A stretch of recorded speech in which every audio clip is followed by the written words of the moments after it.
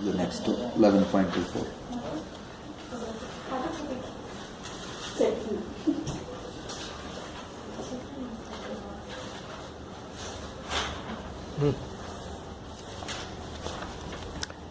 Okay ಮಾತಾಡಿ. ಹಾಂ ನೀವು ಹೇಳಿ.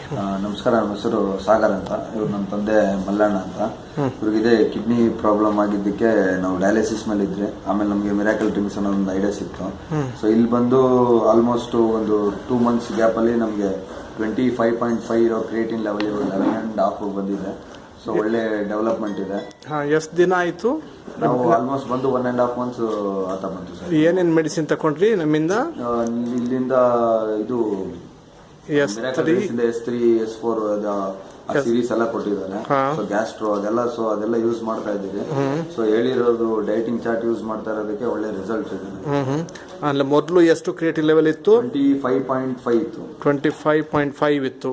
ಆಮೇಲೆ ಎಷ್ಟು ದಿನದ ನಂತರ ಅದು ಕಡಿಮೆ ಆಯಿತು? ಆಲ್ಮೋಸ್ಟ್ ಒಂದು 1.5 month ಅಲ್ಲಿ ನಮಗೆ 11.24 ಬಂದಿದೆ. 11.24 ಅಂದರೆ 1.5 month ಅಲ್ಲಿ ನಿಮ್ಮದು ಕಂಪ್ಲೀಟ್ 50% ಡೌನ್ ಆಯಿತು.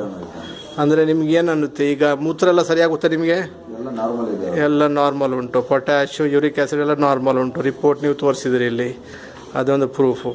ಅಂದರೆ ನೀವೇನಂತೀರಿ, ಈ ಔಷಧ ಕುಡಿದ್ರಿಂದ ನಿಮಗೆ ತುಂಬ ಉಪಯೋಗ ಆಗಿದೆ? ಇಂಗ್ಲಿಷ್ ಮೆಡಿಸನ್ ಅಷ್ಟೊಂದು ಏನು ನಮ್ಗೆ ಹೆಲ್ಪ್ ಇಲ್ಲ.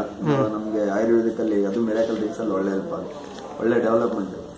ಹಾಗೆ ಬೇರೆ ಕಿಡ್ನಿ ಪೇಷಂಟ್ಗೆ ನೀವು ಏನು ಹೇಳ್ಬೇಕಂತಿದ್ದೀರಿ?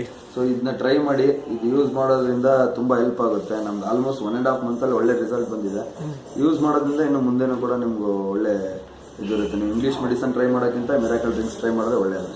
ಓಕೆ, ನೀವು ಡಯಟ್ ಎಲ್ಲ ಸರಿಯಾಗಿ ಮಾಡ್ತಿದ್ದೀರಾ? ಡಯಟ್ ನೀವು ಕೊಟ್ಟಿರೋ ಚಾರ್ಟ್ ಏನಿದೆ ಡಯಟಿಂಗ್ ಫಾರ್ಮೇಟ್ ಅದನ್ನ ಫಾಲೋ ಮಾಡ್ತೀವಿ. ಅದನ್ನು ಫಾಲೋ ಮಾಡ್ತಿದ್ದೀರಿ. Okay, thanks. Thank you.